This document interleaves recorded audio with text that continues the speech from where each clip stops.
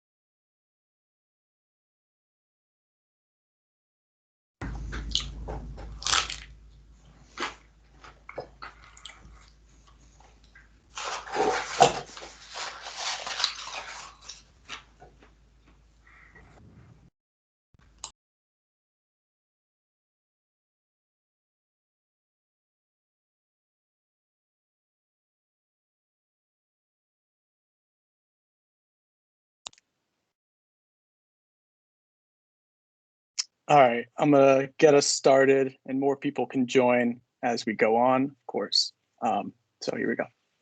Good afternoon, and thank you for attending this presentation from the National Hydropower Association. My name is Brian Ziegler, and I'm one of the 4 NHA Research Fellows for this 2021 spring semester. Over the past 3 months, we have conducted research and interviews on hydropower's role in the United States effort to combat climate change. Each fellow has completed their own independent research throughout the semester, and I know that we are all excited and proud to be sharing what we have learned with all of you today. First to present will be Ariana Dressler. Ariana researched the federal actors in dam removal policy. Next up will be Connor Bevan, who researched policy considerations from recent case studies in successful and failed non-powered dam electrification projects. Then, Diego Guerrero, who researched project financing for new hydropower development on existing non-powered dams. Finally, I will present my research on hydropower potential from irrigation conduits in the Western United States. If you have any questions or comments for the fellows, please feel free to turn on your camera and ask at the conclusion of each presentation, or you may put them in the chat. I will now turn it over to Ariana to kick us off. Ariana, take it away. All right, thank you, Brian.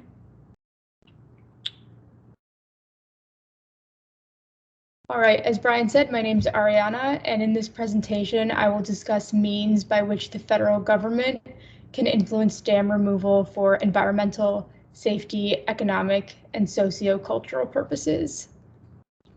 Please see my full report after this presentation for more detailed information on any of the case studies I refer to. And I'm just going to wait for the slides to load.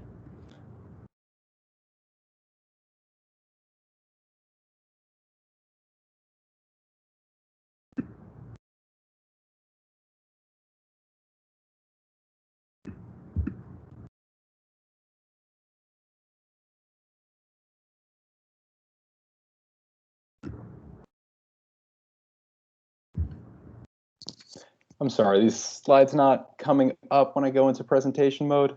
Are you able to see my screen? Yes. Okay, yeah, maybe. this will work for now. Okay, sounds good. All right, next slide.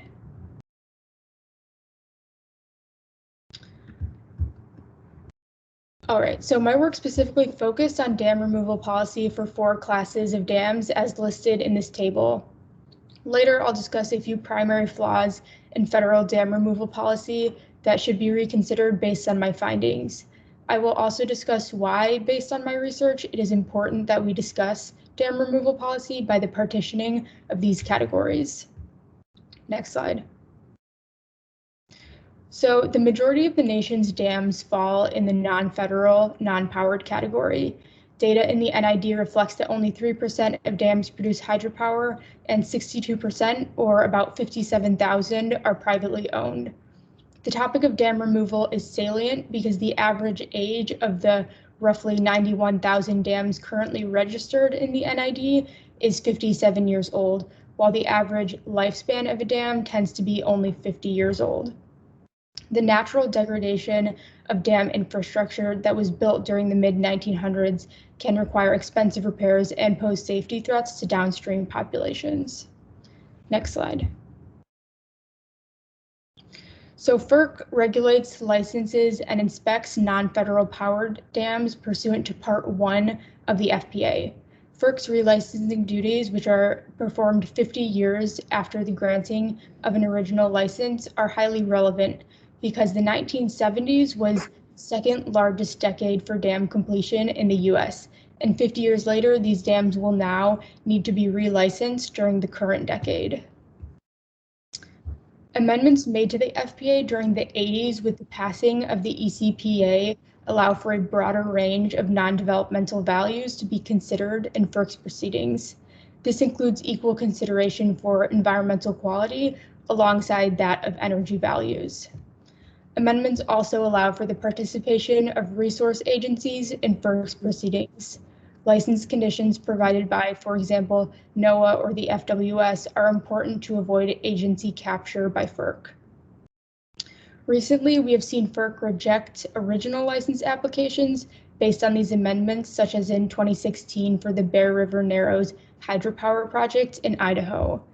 And we've seen FERC add costly conditions to new license applications and the resulting decommissioning of projects, as seen in 2019 with the Potter Valley project in California. In addition to the FPA's influence, Native American groups, environmental groups, and local citizens also influence the outcomes of these events. Next slide. So next, state and local governments have jurisdiction over non-federal power dams. Federal influence over this infrastructure is typically limited unless an egregious error has occurred. An increasing incentive for removal of this infrastructure is safety-related concerns. The risk of dam failure to downstream populations has prompted FEMA to provide funding for select dam removal projects through its Hazard Mitigation Grant Program and Pre-Disaster Mitigation Grant, both established through the Disaster Relief Act of 1988. This initiative by FEMA demonstrates an agency shift in focus from disaster reaction to disaster prevention. This shift can be economically logical for dam removal projects, as demonstrated in FEMA's funding for the removal of Rattlesnake Creek Dam in Montana last year. Removal of this century-old dam and its accompanying 3 million gallon settling pool eliminated a public safety hazard and the potential for a costly flooding event. Though FEMA has recently focused efforts on disaster prevention, most dam safety programs continue to focus on disaster reaction. For example, though not a federal agency, the ASTSO claims the Army Corps as a member, and this organization helps states to enhance their emergency response and evacuation planning. While it's very important that groups like the ASTSO focus on emergency response and dam rehabilitation, dam removal should also be accepted as a method by which public safety can be upheld and liability decreased in some cases. All right, next slide.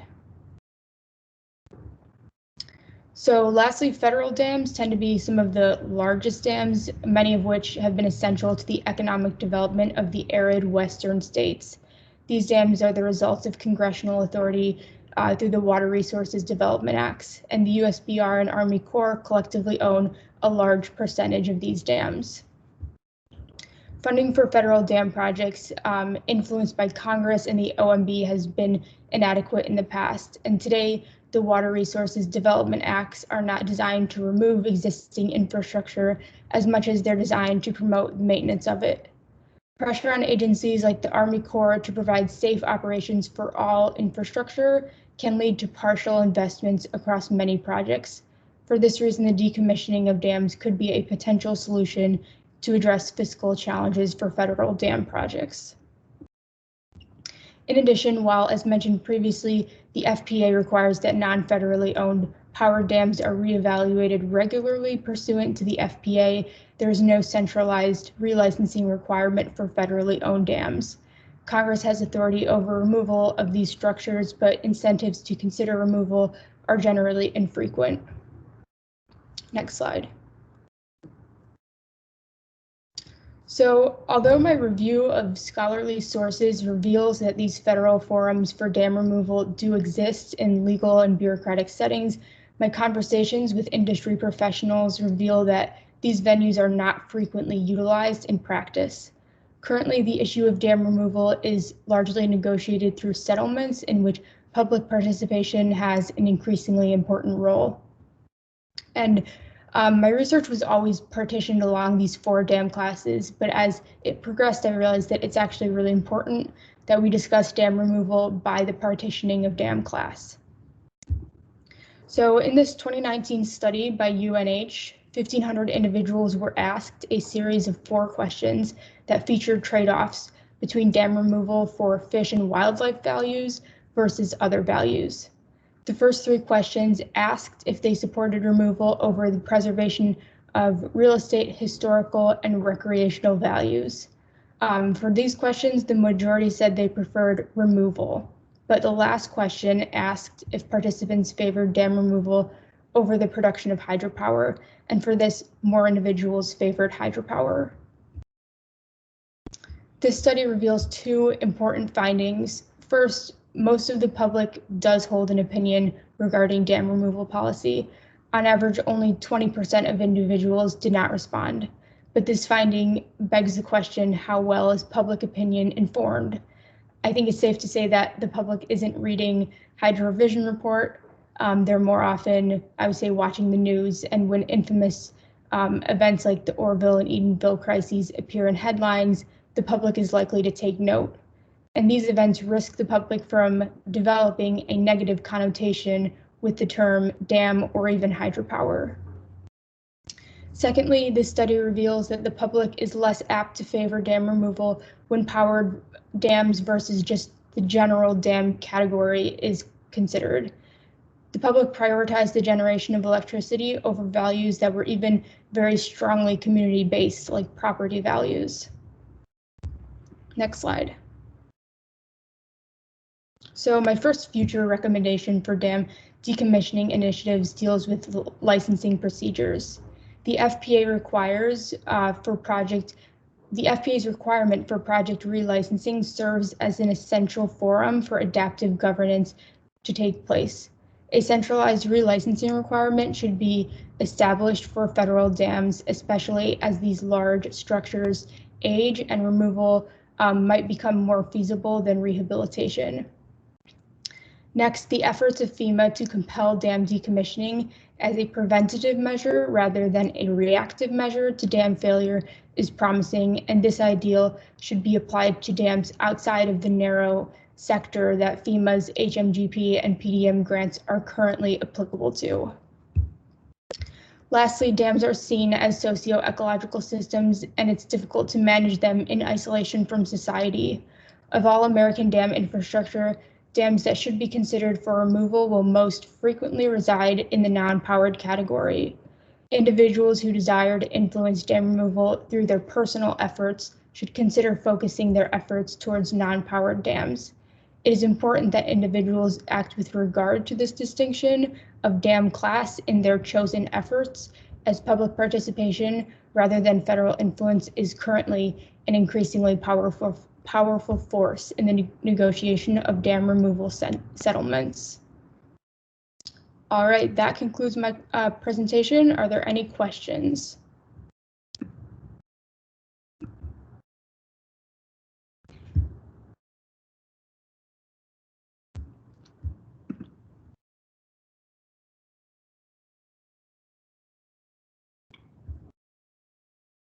All right. Oh, okay. We have one question. What is it about settlements that make them successful means for dam removal? I think settlements are a successful means for dam removal because right now, under the term decommission, there's a large range of potential options that could fall under that term, and it's important that FERC and federal agencies collaborate with stakeholders to find win-win solutions for everyone.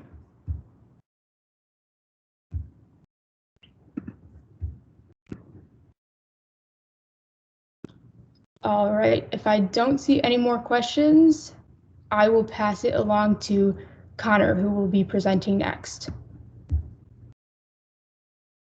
Well, thank you, Ariana, and I'm going to go ahead and share my screen once again. Very excited to be sharing my study and my project with you all today. So allow me to pull this up. You guys able to see that? Fantastic. So my study looks at some industry perspectives on the regulatory obstacles that have blocked and some of those policy incentives that have incentivized the electrification of non-powered federal dams in the United States over the last 10 to 15 years. So the first thing I want to do in this study is to give you a sense of what my motivations were behind this project. Why study non-powered? So non-powered dams offer a comparatively low impact form of hydropower development. We're talking about installing electric capacity at existing facilities, at brownfield sites, at dams that are already in the water, and the installation of hydroelectric capacity at non-powered dams does not substantially change the environmental footprint of any one project. Secondly, hydropower provides a unique source of renewable energy, and given that hydropower produced even at non-powered dams, which typically operate in a run of river form, it offers a reliable source of electricity that doesn't find the same pitfalls that, say, wind or solar does, in the sense that it succumbs to intermittency or variability. Third, the geographic distribution of non-powered dams, as indicated in this map right here, shows that dams are overwhelmingly located in states like Ohio, Pennsylvania, Kentucky, West Virginia, and Louisiana, states where environmental policy has comparatively lagged behind those states on the coast and in the western United States, and states that rely comparatively more so on fossil fuels to generate electricity than in other states. Finally, the political potential of non-powered dams finds a long history of bipartisan support both at the federal and state level, and finds that within this current moment, as the Biden administration is working towards an infrastructure bill that not only seeks to deploy additional renewable energy, but seeks to create jobs and modernize and revitalize infrastructure in the process, that non-powered dams exist at the nexus of all of these current focuses. So to talk a little bit more specifically about my project, some of the research and some of the research, the methods I did to inform my project, I launched interviews with non-powered dam developers who had worked on projects in the kind of current policy context and in the period since 2005. I studied case studies at both Army Corps sites and Bureau of Reclamation sites. I studied case studies with both independent power producers and investor-owned utilities, working on both large and small dams. And in building these case studies at both successful and failed projects, I sought to create a representative picture of the sub-industry of non-power dam development, looking across the disparate actors involved and the unique circumstances of each of these limited number of non-power dam electrification projects to try to tease out common themes and common challenges that were either accelerating, catalyzing, or hindering development. So to talk a little bit more about my financing, despite the myriad of differences between some of the case studies I identified, there were a number of common themes and principal challenges in contemporary development of non-power dams. First being that regulatory risk provides a massive disincentive for hydropower developers to launch new non-power dam electrification projects, particularly at U.S. Army Corps dams that are going through the FERC licensing process. We can see that non-power dam projects often take in excess of 10 years, sometimes 12 years, sometimes 14 years to meet the various compliance stages, secure licenses, and to secure all the permitting prior to undergoing construction and prior to achieving operation. Second, access to low-cost financing remains a massive barrier and a massive disincentive for hydropower development, particularly among smaller hydropower developers. And this is something my colleague Diego will tell you about here in a second. But just access to low-cost financing and access to loans that operate on a longer schedule has been increasingly challenging in recent years as innovations in natural gas, wind, and solar have offered a different, more competitive and more short-term form of development that gets up and running at shorter timeframes. And finally, because of these innovations, declining and stagnating power purchase rates have made the output of non-power dam development projects less and less lucrative, causing developers to have additional pressures on their bottom line and causing them to rely additionally on public policy to ameliorate some of the challenges that are being addressed and pressured by the market. So to talk about some of the characteristics of successful projects, it's precisely that access to low-cost and long-term loans, bonds, and financing that has been a massive catalyst for non-power dam development. Specifically in the case of the Granby Dam and the Ridgeway Dam, two dams that were operated on Bureau of Reclamation sites, both in the state of Colorado. In both cases, we saw the developers take advantage of loans through the Colorado Water Conservation Board, which offered 30-year loans at a 2% interest that offered, a substantially more competitive loan financing package than what was available through private equity. And these loans gave the developers the flexibility they needed to make sure that they did not need to source additional revenues from costs upfront early in the years, and that they were able to service debt at attractive schedules.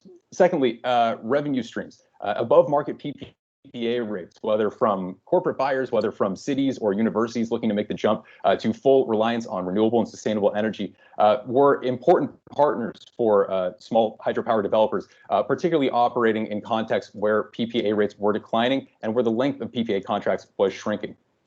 Secondly, policy-driven supplemental revenue, whether through direct payments like the Department of Energy's Section 242 loan program or payments program, or whether through market mechanisms like the Renewable Energy Credit Marketplace, marketplaces established by a number of renewable portfolio standards set up at the state level.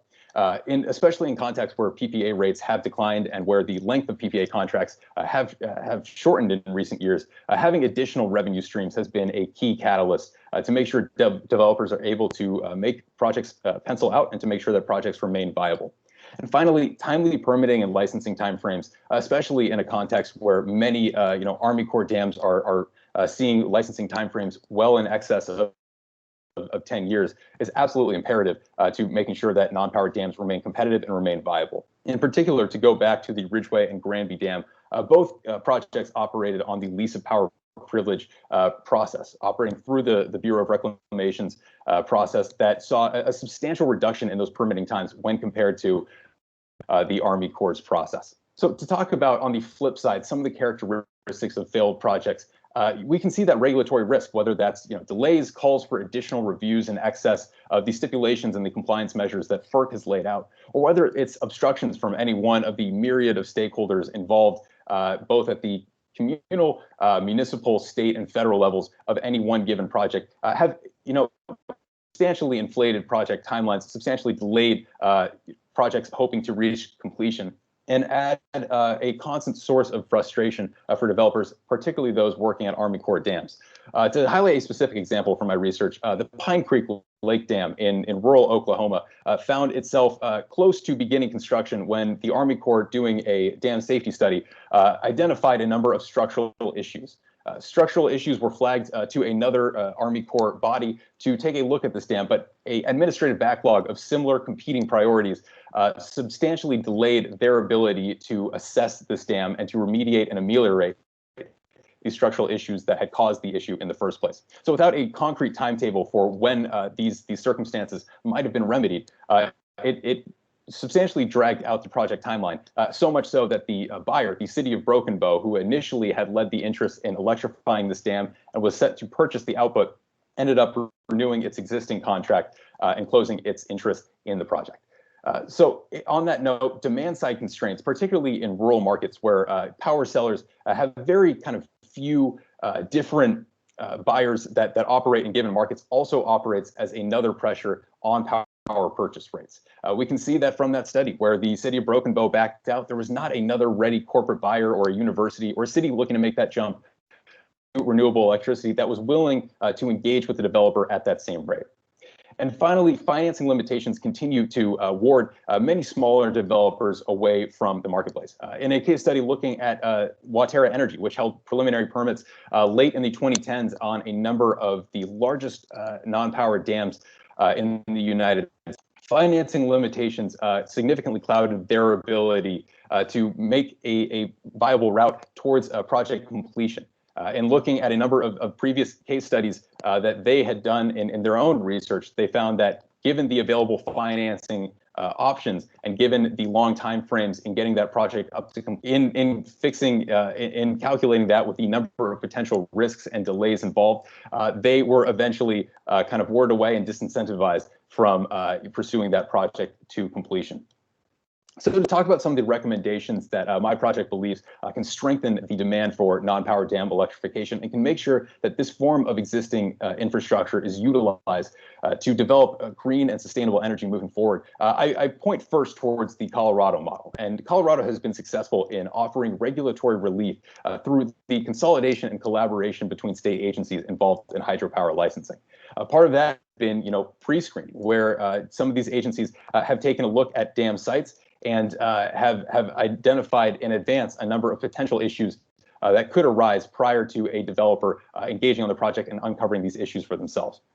Secondly, stronger and more inclusive standards through renewable portfolio standards that also not only set higher targets for renewable energy shares of any one given state's renewable energy portfolio, but further include the full output of hydropower as a contributor towards that target.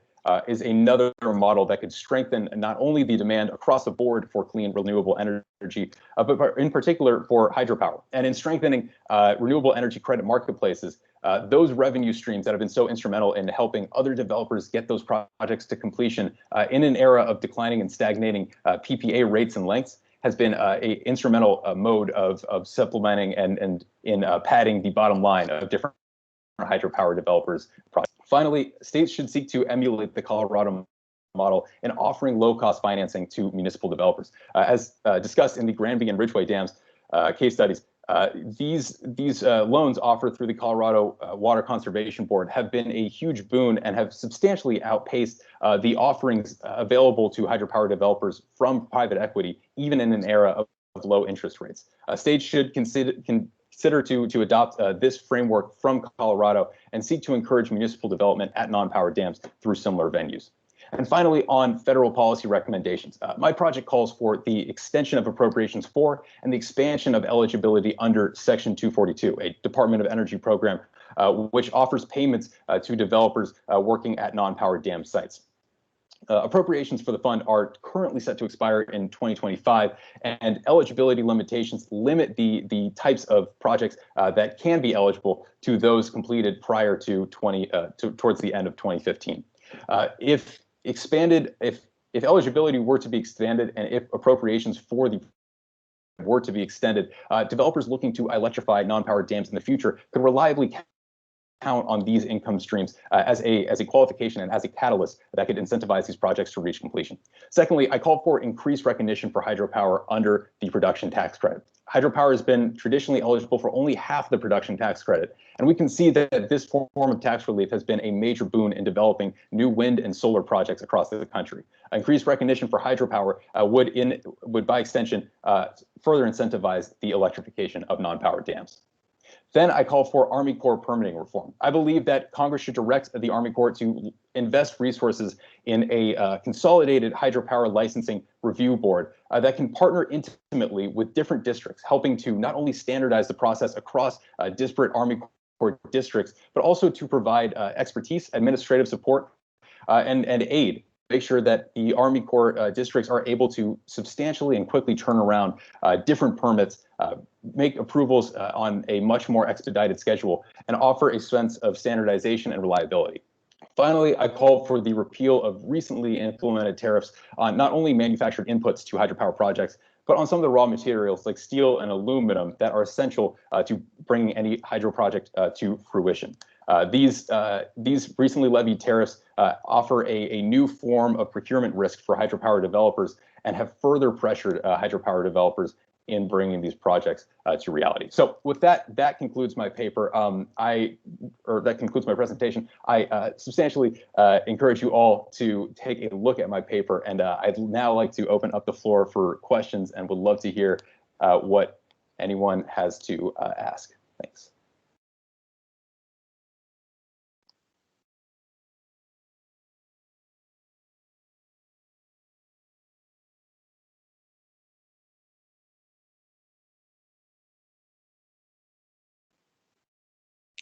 Well, if we don't have questions right at this venture, I think I'm going to pass things off to my colleague Diego, who can tell you more about non-power dams, but much more from a financing perspective. Great, thank you very much for the intro, Connor. Let me proceed to sharing my presentation, so hang on for a bit.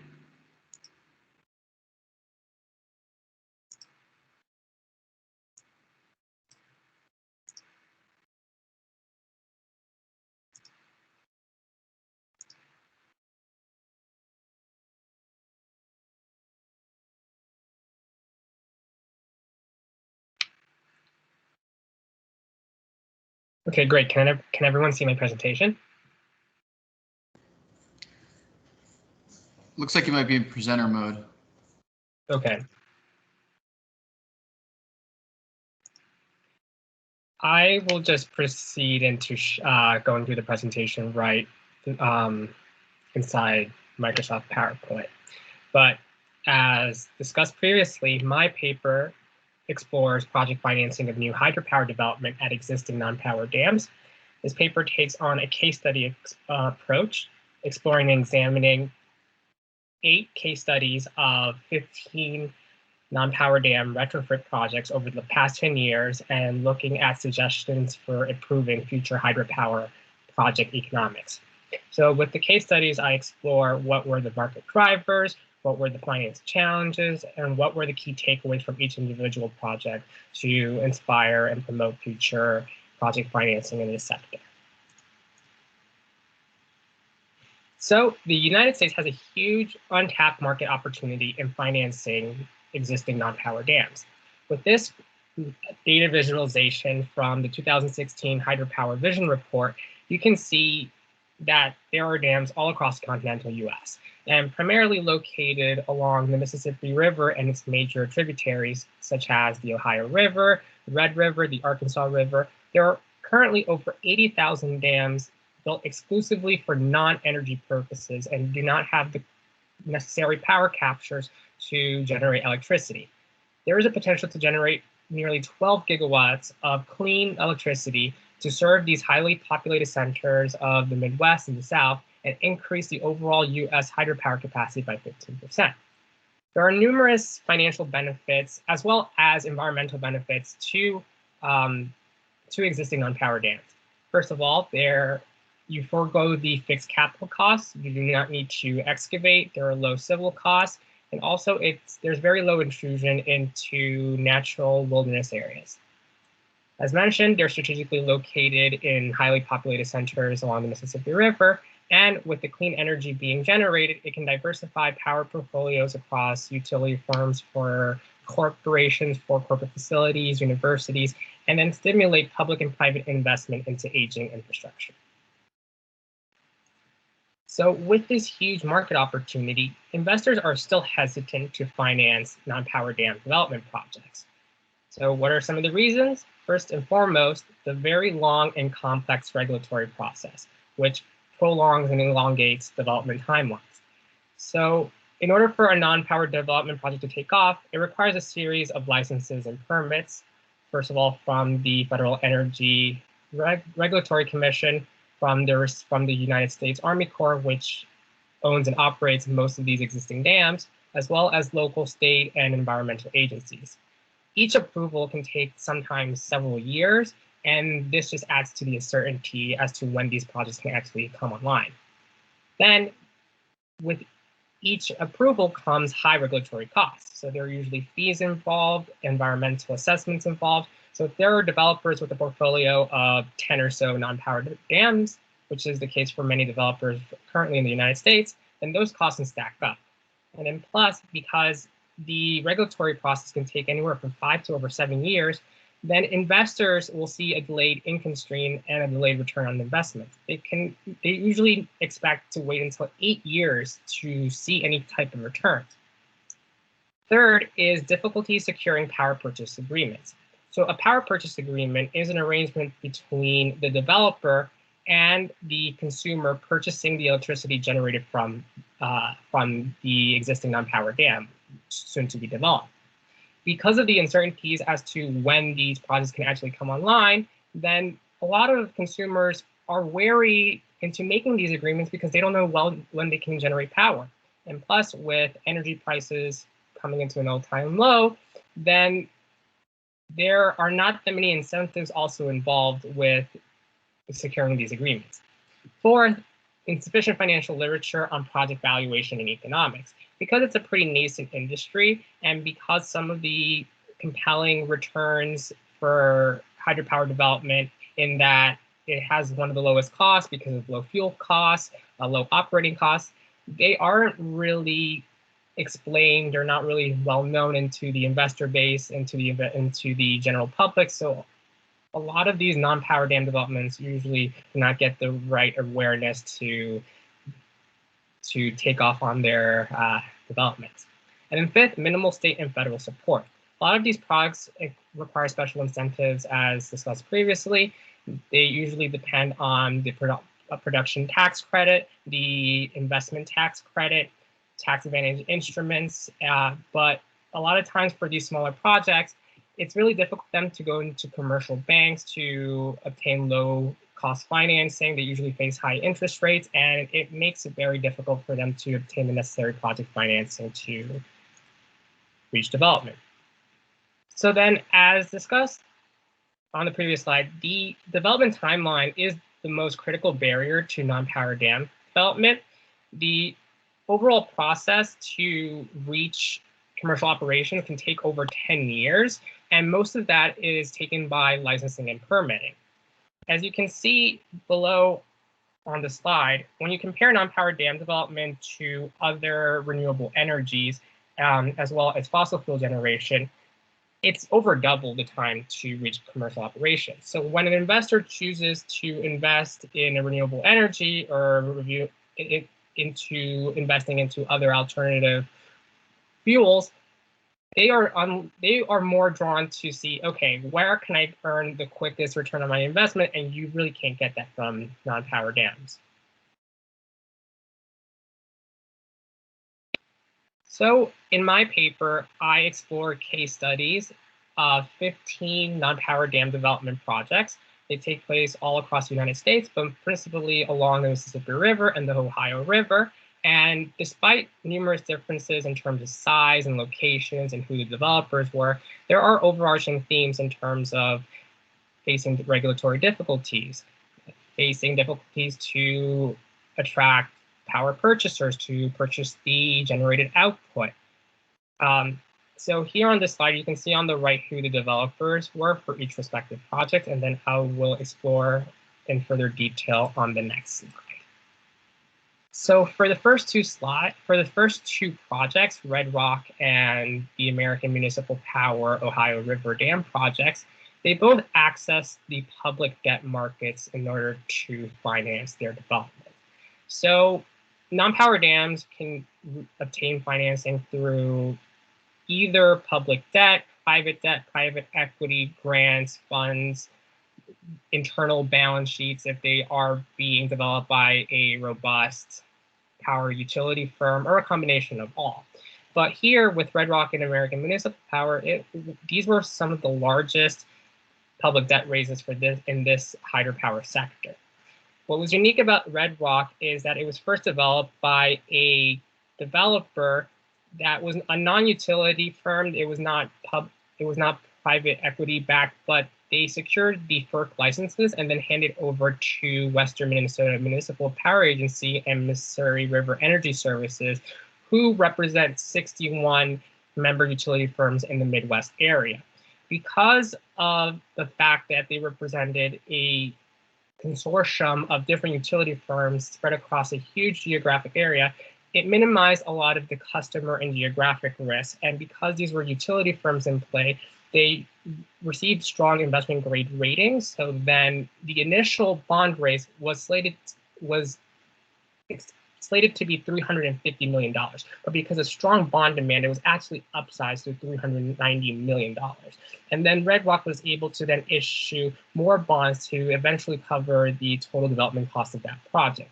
American Municipal Power followed a similar approach, but it was unique in that it clustered three of its projects, Hamilton, Smithland, and Willow Island, together to access the public markets because it's easier for larger dams to obtain low-cost financing through commercial lenders than as opposed to using just one project, which would have lower energy capacity, less revenue to service. And here it was very easy for American Municipal Power to go into the public markets. It utilized tax advantage products such as Build America bonds, clean energy revenue bonds, and so forth.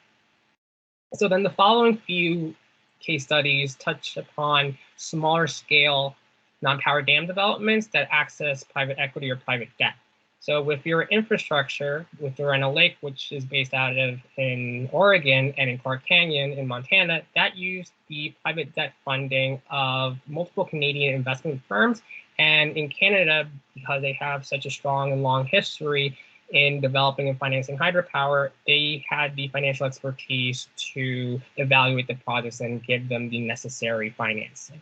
With Blue Heron, it was private equity backed by Eagle Creek Renewables, but in this instance, it shows how strong state support can really help these projects take off. So with Eagle Creek, it was able to secure PPAs through the Vermont Speed program, which is a feed-in tariff program. With a feed-in tariff program, the state works with the hydropower developers and help them achieve low-cost, low-interest financing, usually for small projects. So this is why for the Blue Heron dams, they were capped at 3 megawatts. But they also work and facilitated with to secure PPAs with different utility firms in the state of Vermont, thus obtaining quickly the necessary financing or the necessary security from Eagle Creek's sponsor-backed firm, and to eventually take this project online. So with Mahoning Creek, this was also an Eagle Creek operated dam facility. And what was unique here was that it was able to forego a lot of the regulatory issues that other projects typically face. So most projects, when they need to receive the necessary approvals, it's done sequentially. And so they wait until they get the necessary FERC license, the necessary approvals from their environmental agencies, and then they commence to construction. But then if you're waiting so long for all these approvals, it can take over 7 years to finally reach construction. So what Mahoning did was that it tiered up the necessary approvals and then commenced construction along the way. So when it received its FERC license, then it completed a portion of its construction. When it received all the United States Army Corps approvals and it commenced other portions of the construction. So then it was completed in a very short 9-month window. With Lower St. Anthony Falls, that was the cooperation of Brookfield, the development was the cooperation of Brookfield, which is one of the world's leading infrastructure investment firms, Nelson Energy, who, as you see in the previous slide, was the original developer for Red Rock and Sap Hydroelectric. Because of Brookfield's strong investment expertise, as well as Nelson Energy's experience in developing hydropower projects in the area, it was also able to complete its construction in a short 2 to 3 year window. Then with Braddock Dam, it was also a private development, but because the developer didn't really have the private equity sponsorship or the private debt sponsorship as the previous case study has done, it's been sort of stuck in this development hell and hasn't been able to reach construction since. But then with Rye Development, it's a completely different story because in January 2021, it was able to receive one of the largest private financing rounds for non-power dam developments in recent history. So with a joint venture with Climate Adaptive Infrastructure, it was able to secure an $800 million commitment for its 22 hydroelectric facility portfolio. So then through these different case studies, I made the following suggestions for developers to improve future non-power dam project economics. So first of all, to cluster small projects into a single portfolio. This was the strategy that helped Rye Development, American Municipal Power, as well as Eagle Creek Renewables to obtain the necessary private and public financing to take their projects off the ground. When you cluster small projects, you can achieve economies of scale, you can realize cost synergies, and for banks, it improves their bankability because instead of just looking and financing a small, let's say 10 megawatt project, you're looking at a 50 to 100 megawatt project. And then because of the higher revenue potential, then it shows that there's also minimized risks and also that these revenues can eventually service the debt or service the equity investments. Second, strategically position these projects near off-takers and consumers interested in hydropower. So as mentioned in the previous presentations as well as this presentation, because of the pressing prices of energy, then utility firms find it difficult to really purchase hydropower unless there are incentives involved. However, there are consumers with strong appetite for low carbon energy, with strong renewable energy mandates. One example are the big tech firms that have data centers that consume electricity 24/7. And because of this high power consumption, then they're really interested into lowering their carbon footprint. Also, universities. As shown in the data tables in the previous slides, University of Pittsburgh and Penn State purchased the power for several of these non-power dam facilities, as well as cities and municipalities such as the city of Hamilton, Ohio for the American Municipal Power's Mobile project, as well as Allegheny County and Pittsburgh for the Emsworth project being developed by Rye Development. Third, disclose these project economics and investment returns via financial literature. So hydropower has a lot of attractive investment details aside from if you go past the original difficulties in securing investments, once these projects secure the project financing, it's really easy for them to service their debt because they're generating revenue for such a long period of time. These hydropower projects have an asset life of from anywhere from 50 to 75 years. So if they're able to secure these long-term power purchase agreements, that is a revenue pledge that goes for a very long time. But then the issue is that a lot of investors, a lot of individuals do not know about these benefits, so it's a benefit to disclose these details. And then fourth, capitalize on the momentum of recent non-power dam investments, such as Climate Adaptive Infrastructure, private financing round, as well as the ongoing Red Rock public debt raise that attracted a multitude of institutional and retail investors. Then suggestions for federal, state, and local government authorities to improve future project economics. One, streamline the licensing and permitting process because the current process takes over 5 to 7 years, which is over the development processing for alternative energies. It's creating uncertainties, and there are multiple steps that can be involved, such as greater cooperation with the different agencies, remove redundancies, make sure that if there is an environmental assessment that is that is duplicated, that it's not the case. So that way that one assessment can be sent to all of the agencies instead of one individually. Second, expand and extend current tax credits on renewable energy development. So the production tax credit and the investment tax credit were slated to expire. They received an additional 1-year extension, but there is still uncertainties in whether these tax credits can proceed for future projects. And a lot of the smaller projects really benefit from these tax credits. So for example, Mahoning Creek and Braddock Facility, they've noted that without the tax credits, their projects would not have been economically feasible. Third, invest in modernizing current dam infrastructure, because in order to improve their bankability to future investors. Fourth, preserve tax advantage and subsidized financial instruments used in project financing. So for American Municipal Power, even though they accessed the public debt markets and were successful into raising their capital, because they used certain tax advantage instruments such as Build America bonds and clean renewable energy bonds, those subsidies were actually cut due to the budget sequestration and the Tax and Jobs Cut Act of 2017. So then American Municipal Power actually ended up having to cover that differential and costing them over $70 million just from the single debt raise. And so then a lot of developers are very wary to access the public debt market, because if they're using the tax advantage instruments, then they don't know if, okay, maybe in a few years, we're not going to get the subsidy anymore and we're going to have to make that difference.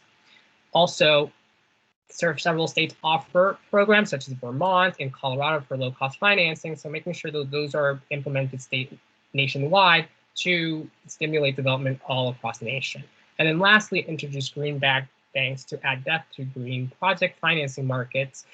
There are states such as New York and Connecticut that have these pools of structured financing instruments specifically targeting renewable energy development, offering attractive features such as low interest and long payback periods. And having these structured instruments are very attractive for nuanced developments such as non-power dam developments. So that concludes my presentation. And if you have any questions, please let me know.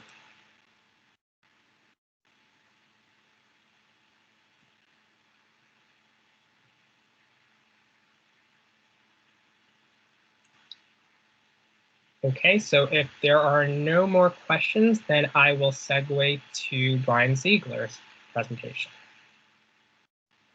Thanks, Diego. Fantastic presentation from you. Let me just pull up my presentation real quick.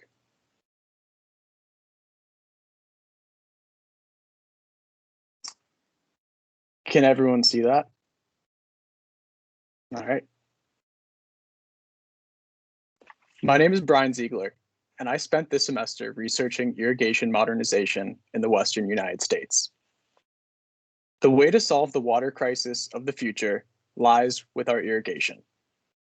Modernizing the Western irrigation system will be a difficult task, but it is one we must undertake to preserve a strong future for America's agriculture industry.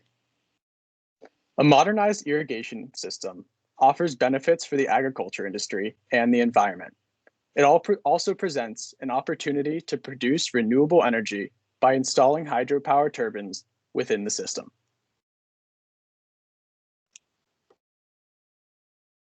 Irrigation infrastructure in the Western United States was built largely as a result of the 1902 Reclamation Act. The Reclamation Act authorized Congress to construct water projects to irrigate arid Western lands. Much of this infrastructure is over 100 years old now and is still in use today.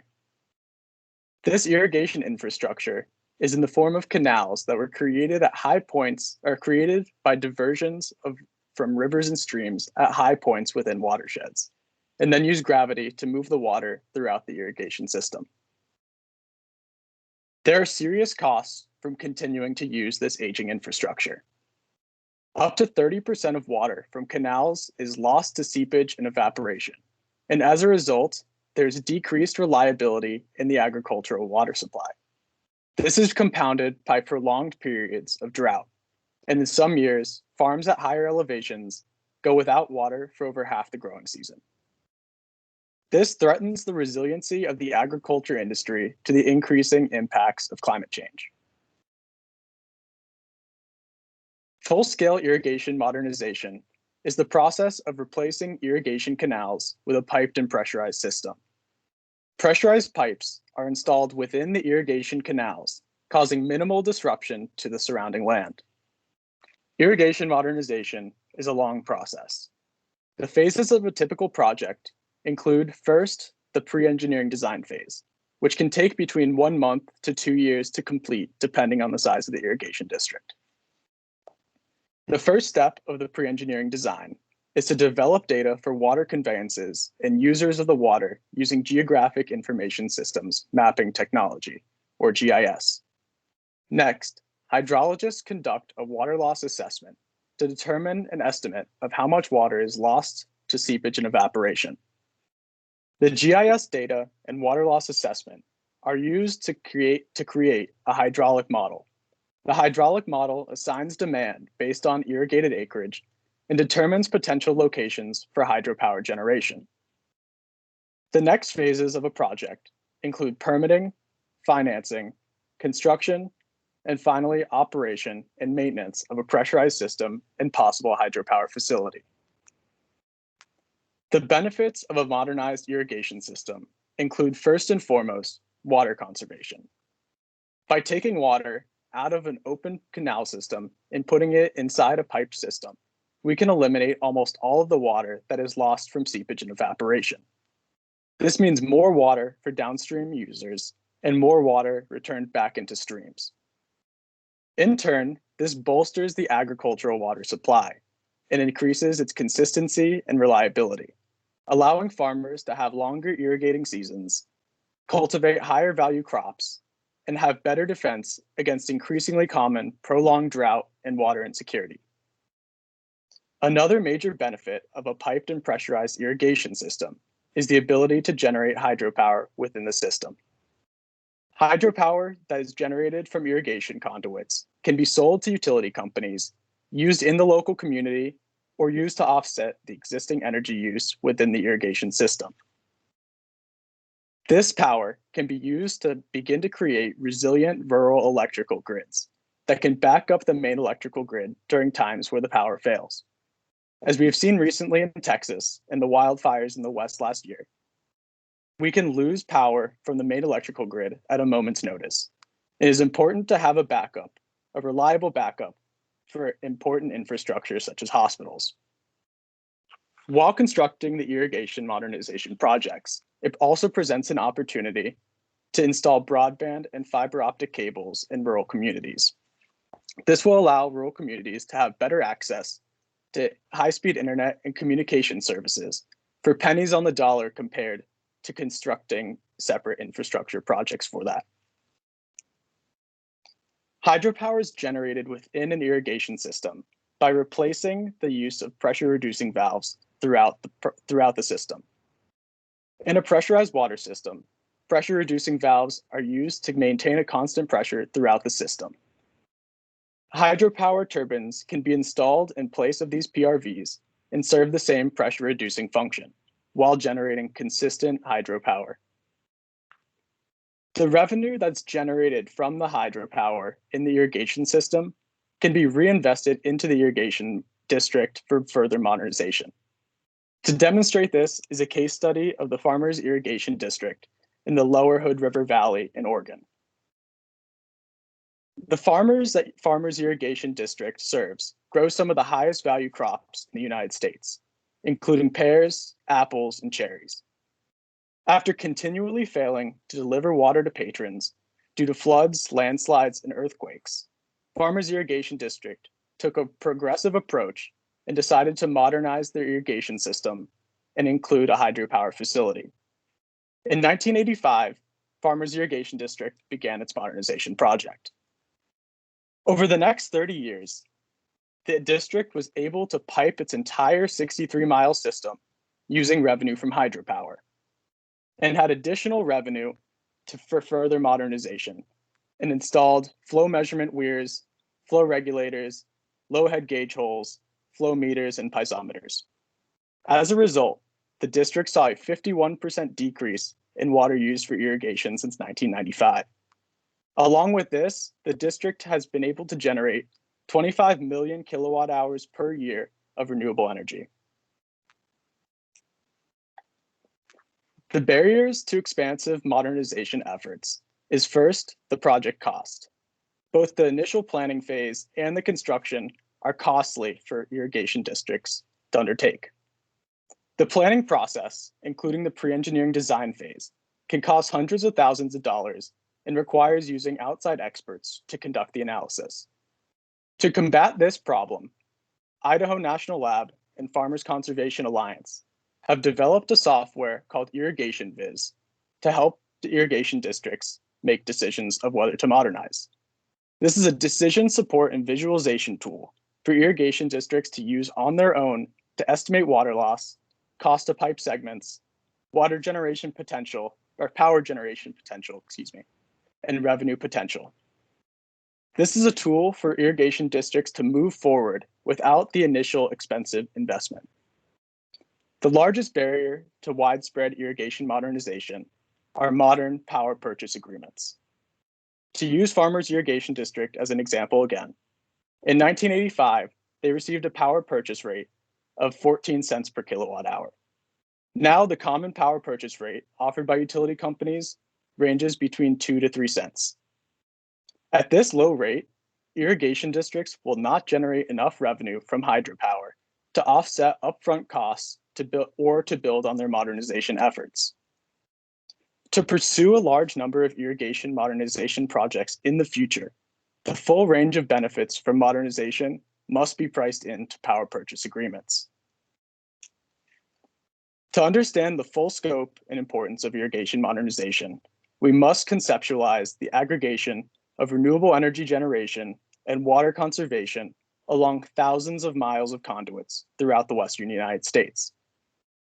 Our irrigation systems must be modernized, and hydropower is the way to accomplish that. I will now take any questions or comments that you may have. Thank you so much for listening.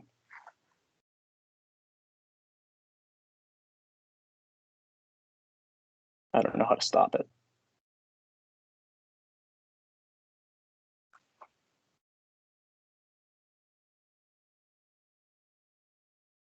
Am I still sharing my screen? Oh, I am. Got it. All right, if there are no other questions, we want to thank everyone for joining today. All of our papers will be available on the NHA's website. Special thank you to Malcolm Wolf for providing us the opportunity to work with the NHA this semester. And also big thank you to Kimberly for all of her work behind the scenes in supporting this fellowship. The NHA Research Fellowship will continue in the summer and fall of this year, so please share this opportunity with any recent grads or students who you might know. Thank you and have a wonderful day. Thanks, guys. That was great. Thanks. Great job.